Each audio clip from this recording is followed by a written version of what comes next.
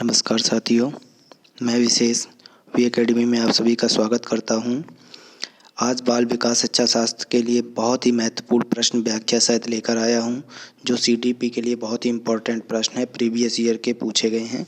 आज का पहला क्वेश्चन है मेरा कि निम्नलिखित में से कौन सी परिपाटी विद्यार्थियों की संकल्पनात्मक समझ में बढ़ोतरी करने में सहायक है।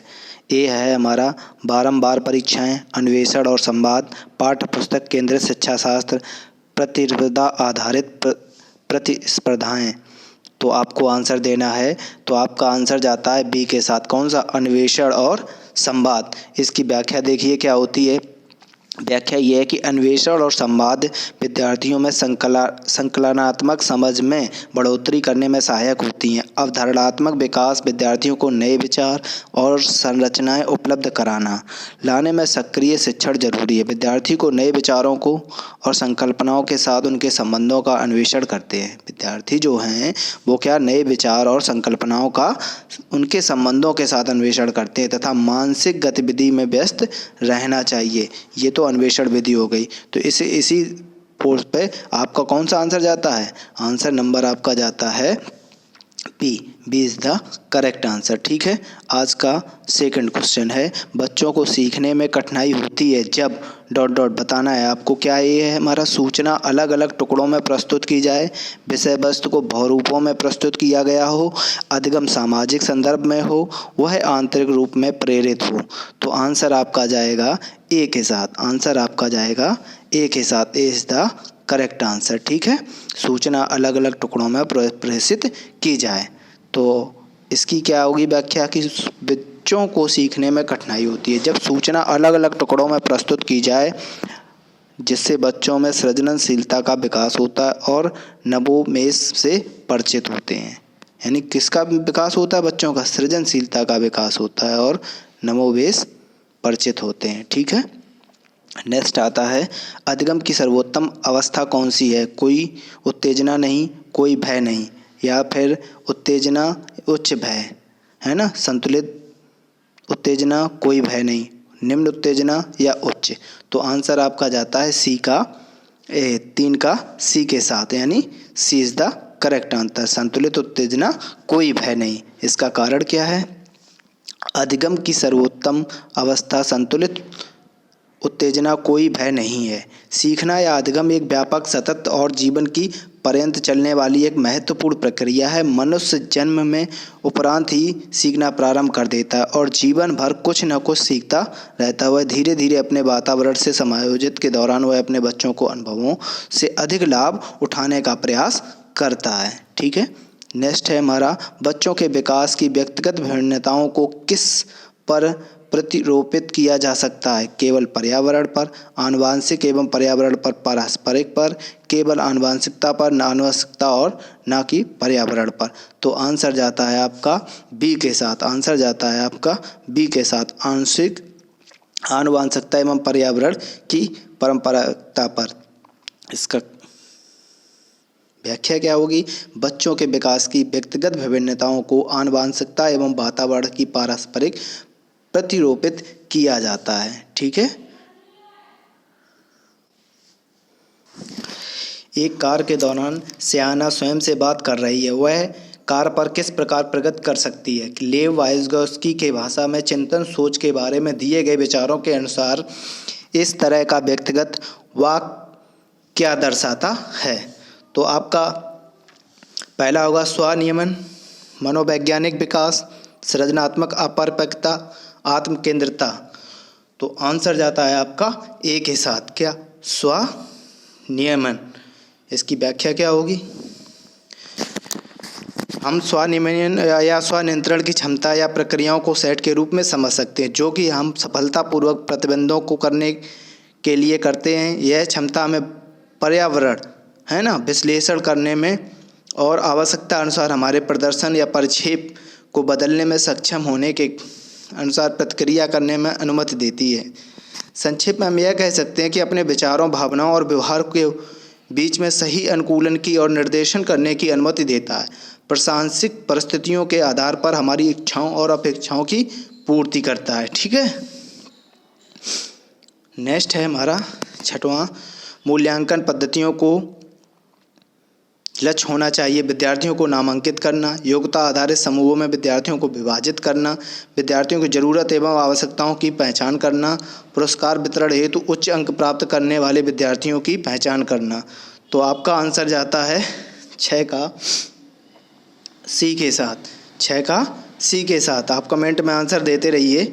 विद्यार्थियों की जरूरत एवं आवश्यकताओं की पहचान करना, इसकी व्याख्या क्या है? मूल्यांकन पद्धतियों का लक्ष्य विद्यार्थियों की जरूरतों एवं आवश्यकताओं की पहचान करना होना चाहिए। मूल्यांकन का प्रमुख उद्देश्य यह ज्ञात करना होता है कि छात्रों के द्वारा योग्यताओं कुशलताओं आदि को स्वयं कितना ग्रहण किया जाए। वैज्ञानिक ढंग से उद्देश्य पाठ्यक्रम शिक्षण परीक्षण पद्धतियों में समन्वय मूल्यांकन द्वारा होता है। ठीक है। एक गतिविधि के दौरान छात्रों को संघर्ष करते देख एक अध्यापिका बच्चों को संकेत और इशारे जैसे क्या क्यों कैसे प्रदान करने का फैसला लेती है। लेव वाइगोत्स्की के अनुसार अध्यापिका की यह योजना अधिगम के लिए पाठ आधार संरचना का काम करेगी या फिर बच्चों के अधिगम के लिए निष्प्रेरित करेगी, छात्रों को प्रत्यानिष्पत्ति पैदा करेगी। तो आपको क्या करना है, इसका आंसर हमें कमेंट में देना है सभी को। ठीक है। व्याख्या हम दे देते। रूसी वैज्ञानिक लेव वाइगोत्स्की ने स्कार्फ फोल्डिंग का विचार दिया। शिक्षा के क्षेत्र में इस विचार का सफलतापूर्वक इस्तेमाल भाषा शिक्षण के लिए भारत में किया जा रहा है। छोटे बच्चों को इस तकनीकी बुनियादी बातों पर सीखने में काफ़ी मदद मिलती है। एक खेल प्रक्रिया के दौरान चोट लगने पर रोहन रोने लगा। यह देखकर उसके पिता ने कहा, लड़कियों की तरह व्यवहार ना करो, लड़के रोते नहीं हैं। यह पिता का यह कथन है। लैंगिक भेदभाव को कम करना, लैंगिक रूढ़वादिता को चुनौती देता है, लैंगिक रूढ़वादिताओं को चुनौती देता है, लैंगिक समानता को बढ़ावा देता है। तो आपका आंसर हो जाएगा क्या?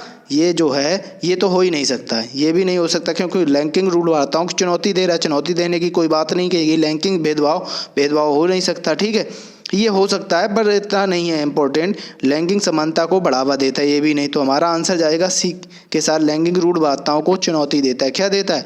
लैंगिक रूढ़वादिताओं को चुनौती देता है। नेक्स्ट है क्या है? एक खेल की प्रक्रिया चोट लगने पर रोहन रोने लगा। यह देखकर पिता ने कहा, लड़कियों की तरह व्यवहार ना करो, लड़कों रोते नहीं है। पिता का यह कथन लैंगिक रूढ़वादिताओं को दर्शाता है। लैंगिक रूढ़वादिताओं को दर्शाता है। ठीक है।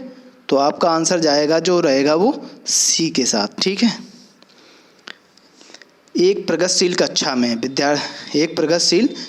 में ठीक है, ऑप्शन है हमारा क्या? विद्यार्थी को प्रतिबद्धता पर बल देना चाहिए, अध्यापक को अटल पाठ्यक्रम पर का पालन करना चाहिए, विद्यार्थी को उनके अकादमिक अंकों के आधार पर नामांकित करना चाहिए, ज्ञान की संरचना के लिए प्रचुर मौके प्रदान करना चाहिए। तो 9 का हमारा जाता है डी के साथ। क्या? ज्ञान की संरचना प्रचुर मौके पर प्रदान करनी की चाहिए। तो D is the correct answer. इसकी व्याख्या देख लीजिए। अमेरिकी वैज्ञानिक जॉन डीबी ने प्रगतिशील शिक्षा की अवधारणा के महत्वपूर्ण योगदान दिया है। उनका मानना है कि शिक्षा एकमात्र उद्देश्य है। बालक शक्तियों का विकास और शक्तियों का ही विकास तभी हो सकता है जब शिक्षण प्रक्रिया उनके क्षमताओं के अनुरूप प्रयोग में लाया जाए। प्रगतिशील शिक्षा के अंतर्गत समस्या विधि, क्रियात्मक विधि, प्रोजेक्ट विधि आदि का प्रयोग किया जाता है ना।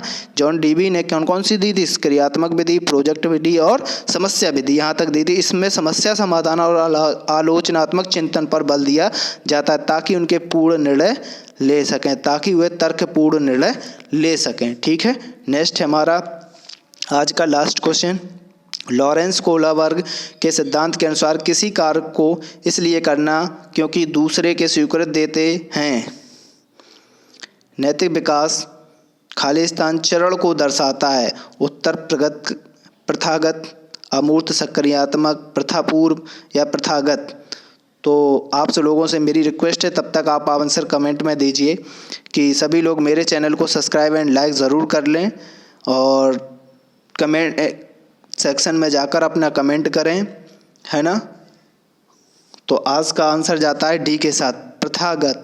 क्या हो जाएगा इसका? प्रथागत। D is the correct answer. इसका व्याख्या देख लीजिए।